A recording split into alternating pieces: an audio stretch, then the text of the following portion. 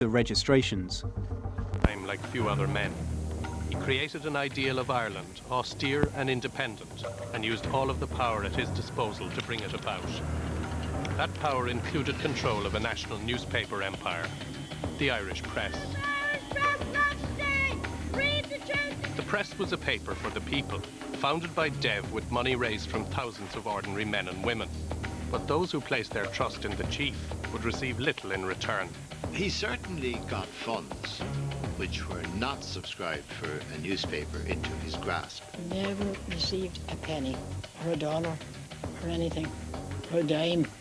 Today, people will be very facile and they will say that it was based on money. But it wasn't. It was based on power. Now, the lost files of the Irish press have emerged to show how Eamon de Valera himself turned a publicly funded company into a lucrative family business.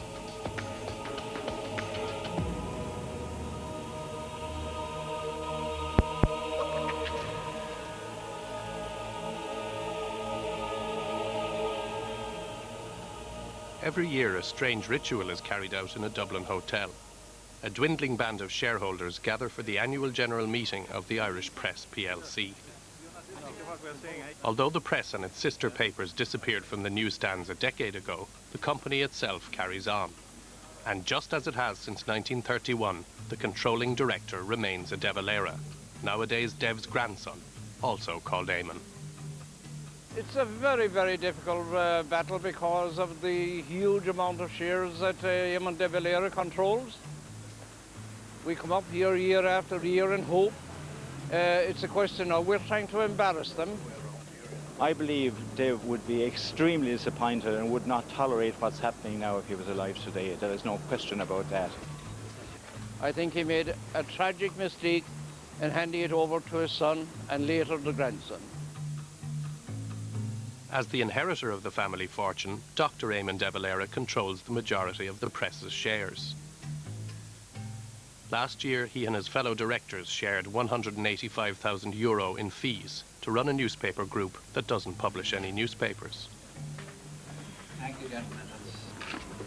This year, the directors' first decision was that television cameras should leave, but photographers remained to document the event. Withdraw. Mr. Chairman, withdraw, please. Withdraw. Withdraw. Withdraw that. I stand over every word I said. Because this is dangerous territory, Dr. de Valera. I am well aware of it. Each year, the same thing happens. The small shareholders protest, and their protests are effectively ignored. Withdraw.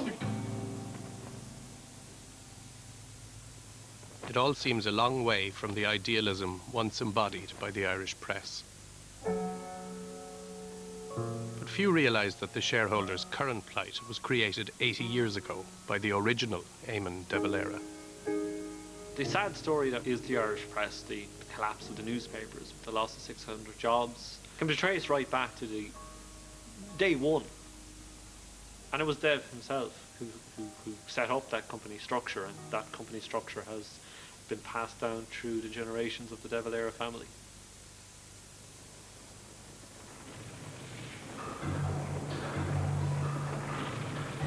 The rise and fall of the Irish press sheds new light on an Irish legend. Eamon de Valera emerged blinking from the aftermath of the Easter Rising, an unlikely icon. The former teacher was the only rebel commander to be spared. His American birth helped save him from the firing squad. After the 1916 Rising, when he was in jail, he suddenly realized that he wasn't going to be executed, and he had a sense of politics and of events and of a turning tide that few people had. He could see in jail that suddenly, from being a pariah, he was now going to be the man on the white horse. In 1919, as the country swung behind the rebels, de Valera was sprung from his English prison cell. But the President of the Republic didn't head for the war in Ireland. He escaped instead to America, the land of his birth. Well, the genius of Dev's visit in 1919 is that he understands that the battle for Irish freedom is going to be fought on two fronts. The military campaign will be fought in Ireland, and the campaign for public opinion will be fought in the United States. And who better, of course, than an American-born leader of the Irish Revolutionary Movement to come home, so to speak, and talk to Irish Americans about the importance of supporting the cause and supporting the cause with their money. Sons and daughters of the Gael, wherever you be today, in the name of the motherland, greeting. Today you can serve not only Ireland, but the world. When he wanted to, he could exercise an incredible charisma that nobody's ever quite defined. And those of our race, citizens of this mighty land of America, whose he had a very poor delivery in many ways, rather ratchety voice, but he could hold an audience, you know, like few people in the last century could. I mean, his tour was a sensation. I think most Irish Americans appreciated the unbelievable symbolism of Eamon de Valera coming to them at this critical moment in Irish history. Dev's American tour raised international awareness of the struggle at home, and the cheering crowds were also a vital source of money. The kind of people who gave the money were largely working class people, little girls who were scrubbing floors, widows, the widow's mite. The money was going to, in some way, make Ireland free. The money raised in America was technically a loan, not a donation. Irish Americans were given ornate bond certificates promising that the money would be repaid when the Republic was finally established. Well, De Valera had a very fastidious attitude towards finances. He was, of course, a teacher and a maths teacher by training. And if one examines the accounts of the bond drives in 1919, 1920, every cent, every penny is accounted for. He conveyed this impression of supreme honesty and being above everything and well above the affairs of ordinary men. But he was never short of money. He always managed to, while seeming to be austere and frugal, to live in quite good circumstances. When De Valera toured America, of course he stayed in the Waldorf Astoria, the luxurious hotel in New York, so I suppose frugality means different things to different people. There was some roughly 6 million collected, which was a huge sum in those days. You're talking of a multiplier of probably up to 40 times. He only sent less than half of that back to Ireland. Why he kept the rest in the States in banks, we don't know. Men were being killed in ambushes and in engagements with the British because they were running out of ammunition. The thing was very curious. The huge sum of money left in America was later to prove crucial to Dev's personal control of the Irish press. In 1920, as the War of Independence raged, few had time to worry about the money stashed in New York banks. But the Civil War, with its destruction of life, property, and idealism, saw the split over the treaty mirrored by competing claims for the American millions. Both sides, both the pro-treaty side, the Cosgrave Free State government, and the anti-treaty side represented by Dev, both felt that they had ownership to that money. So this dispute over the funds in America led to a protracted court case in New York. Out of power, De Valera returned to the States in the mid-20s to make his case for the money to a weary Irish America. Well, he had to make it clear that he wasn't simply just a case of a gunman who had lost out, and there his natural austerity and his natural intellectualism assisted him a great deal. The Americans themselves certainly dropped Ireland as an issue at the time of the Civil War in 1922, just as they dropped it back in 1891 over the Parnell split. The Americans were interested in movements which might be successful, not in movements which were faction fighting. The crowds may have thinned, but De Valera's power really rested on a handful of supporters he had placed in key organizations. These people worked behind the scenes to further his cause. The most important was a man called Matthew Garth Healy. Well, Matthew Garth Healy was one of these characters whose names you won't find in any history books, but essentially he's one of these people that work behind the scenes, making sure that whatever organisation it is runs smoothly and efficiently. And Matthew Garrett Healy was obviously a superb organiser. He was involved in every prominent Irish-American organisation. He was De Valera's right-hand man in America. In 1927, Healy acquired his most important position yet. The New York Supreme Court ruled that neither Cosgrave nor De Valera was entitled to the remaining Republican bond money. It was to be given back to the original subscribers. An independent figure was needed to return the money to its rightful owners. The Supreme Court, though, appointed one Matthew Garth Healy. Healy managed to get a job, the job of office manager. And what this effectively allowed Dev to do was to get access to the names and addresses of the bondholders. So these were immediately written to and, I suppose, lobbied not to cash the checks that they received from the receivers, but to forward them on to De Valera. Every bondholder got a series of letters from a little information kit. One was a direct appeal to found a national paper. And to the people who got that letter, this was just an extension of the cause. And the third letter, anyway, was the one that counted, because this gave him, in an ironclad, unbreakable grip, the bond to De Valera to use as he saw fit. What the affidavit essentially did was to sign the money over to Eamon de Valera. Dev had 2 bank accounts in New York, in the Harriman's Bank in New York, and that's where that money was lodged, in De Valera's own name. The campaign to assign the Republican bonds to De Valera raised more than $100,000. But what did Dev want the American money for? He didn't want to go around the world on a yacht. He didn't want to buy himself a palazzo in Venice. The money was the key to power. What De Valera was ultimately interested in was power. The creation of Fianna Fáil in 1926 was De Valera's decisive move into constitutional politics. But if the new party was to take power through the ballot box, it needed a way to get its message across. The Irish Times would have been seen to be the, well, let's put it, the post-imperialist paper. The Irish Independent would have been seen to be the Common and Ale, businessman, big farmers paper. And therefore the recently launched Fianna Fáil party felt they had to have their own paper as well. Well, it might sound obvious, but of course we're talking about the 1920s. This was way before television, way before the internet. So the only means of mass communication was through the newspaper. Sean Lemass once remarked that Fianna Fáil were only beating the air without a newspaper behind it. In 1928, the call went out. A new national newspaper was to be launched. Despite the tough economic times, thousands of ordinary Irish men and women answered the call to invest in the Irish press. I think it was one of those calls that spread across the country, and it was highly emotive. This was Ireland's freedom. This was what 1916 was about. This is what the Civil War had been fought for. This was the fight that everybody could go.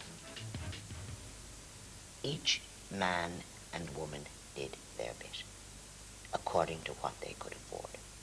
That is why there was this enormous shareholding. My aunt was an original shareholder in the Irish press. They never saw it as being other than an obligation, I think, to launch this paper. As I saw Scéala Éireann, the truth of the news. Well, after all, this was the Fianna Fáil paper. Dev was the great chief. I recall as a youngster when he came to Nina, the reverence that people showed to him. As soon as he appeared for the aftermath rally, men just literally responded with, "Up Dev, up Dev." That was the mood of the time. The original share register lists small sums subscribed by shop assistants, farmers, drapers. Together they raised a remarkable £130,000 for the press. Even more money could have been subscribed on this side of the Atlantic, but Dev insisted that half the capital should come from the States.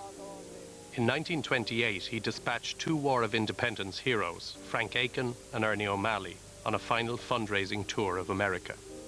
When an offer came from De Valera that he and Frank Aiken be sent to the United States to raise funds for an independent press, he accepted that offer. What they were doing was trying to tap the old sources. And what they were finding is that the old sources had dried up. And frankly, many of the halls which had expected to be filled were not filled. Aiken and O'Malley's appeals to sentiment weren't enough in a country now gripped by the Depression. The fundraising committee in the States had to make a business case as well for Irish-American wallets. The fundraising campaign was presented differently in America and Ireland. In America, it was a time of economic hardship. The idea of this new newspaper in Ireland was presented as a viable business opportunity for investors to invest their money in. These pamphlets mentioned dividends of, I think, about 15% would be paid on an annual basis. My grandfather had that kind of civic concern for Ireland. He visited in '26, and then he began to purchase these stocks in the Irish press. I have the impression that he was a little bit to the serious side, so I don't think he would have just been taken in and just, blown some money on some crazy scheme. When my husband, like many men, they had no jobs, they had no money, they had to go to America. There's no other place to go. He got a job, several jobs, menial jobs now, they weren't anything special. The cry went out that they wanted to establish the paper, and they wanted a paper for Fianna Fáil. They voluntarily subscribed. It was a hard sell, but together with the Republican bond money, by 1930 over $250,000 had been entrusted to Eamon de Valera to invest in the Irish press. Well, my husband's family were a farming stock, so were my own people, and they all backed Eamon de Valera because they said he was the only man did anything for Ireland. Few knew that all along Dev had his own plans for the money raised in America. Kathleen, Torres Jack Leatherhull. Chief? He cautioned fundraisers about how they should pitch the investment campaign to Irish Americans. You must be careful not to suggest that the American subscribers will get shares or certificates for shares directly from the company.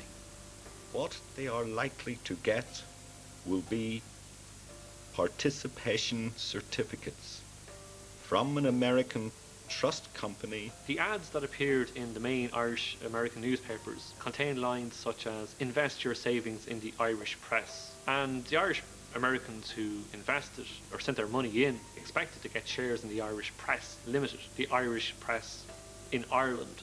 That didn't happen. The Irish American money was invested in the Irish Press Corporation. Well, the documentation that we have is somewhat sparse, and the first one that I was able to locate in the family papers was an acknowledgement of assignment, and it's signed by Eamon de Valera. Later on, shortly after that, we have two different certificates for Class A stock in the Irish Press Corporation. The Irish American money was invested in the Irish Press Corporation. This was a company registered in Delaware. Delaware would have been the American equivalent of Switzerland. They didn't ask awkward questions about where money came from or share structures of companies, and there was a fairly lax legislative environment. Also, it's very hard to get information out of Delaware. The Delaware Corporation effectively allowed Eamon de Valera to buy control of the Irish press using other people's money. Exactly how he did this can now be revealed. Files that have lain undiscovered for decades have emerged to show what really happened to the American money. From his home in Dublin, de Valera personally oversaw the company's creation through Matthew Garth Healy. In 1931, Irish-American subscribers received one A-class share in the Delaware Corporation for every $5 they had invested. More than 60,000 A shares were issued, but total control of the American company rested with the owner of just 200 B-class shares. I enclose herewith a draft for $1,000 for the purchase of the 200 shares of Class B stock, Misha Eamon de Valera. In this simple transaction, Eamon de Valera gained the power to control over $250,000 of the American investment. But his intention was to copper fasten the grip he already had on the paper so that nobody could, take it from him or dispute him or query him in any way. And this was all carried on out of sight of the public. You understand that the American subscriptions are all to be pulled, and that I am to apply in my own name. The next phase of the plan was for Dev to use the American company's money to purchase a huge block of shares in the Irish press back in Ireland. A single certificate will then be issued by the company in my name. Effectively, what you're looking at is DeValera purchasing control of 43% of the Irish company for the rather low sum of $1,000. It's no mean feat. De Valera maintained that he was acting in the interests of the American subscribers. But privately, he knew that some US investors would not be happy. This can be arranged without too much expense. A lot of, I suppose, the more intelligent, the more clued in, the more business savvy Irish Americans, spotted that they had subscribed money for the Irish Press Limited, but they had got shares in this thing called Irish Press Corporation in Delaware. A Miss Monaghan from Boston called here last week before sailing for the United States, and she desires to have instead stock in Irish Press Limited. The eventuality of people complaining was planned for. £5,000 worth of shares was kept separate, and this was specifically put aside in case people complained. If any large subscribers make it an absolute condition that they should get shares directly from the company, that can be arranged.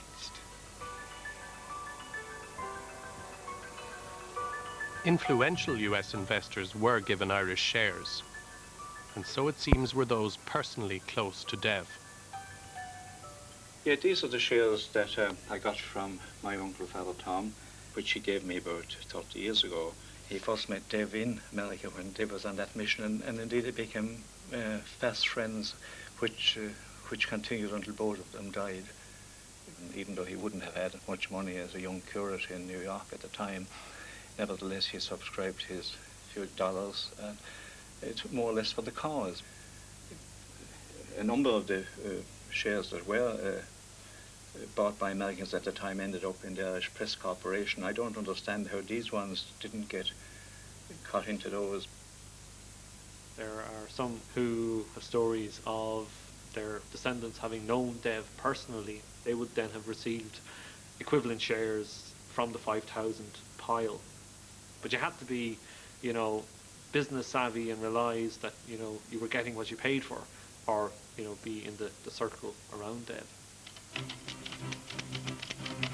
In the founding of the Irish Press, the opposing papers who had been against us all the time could say anything they liked about us, and we had no means of reply.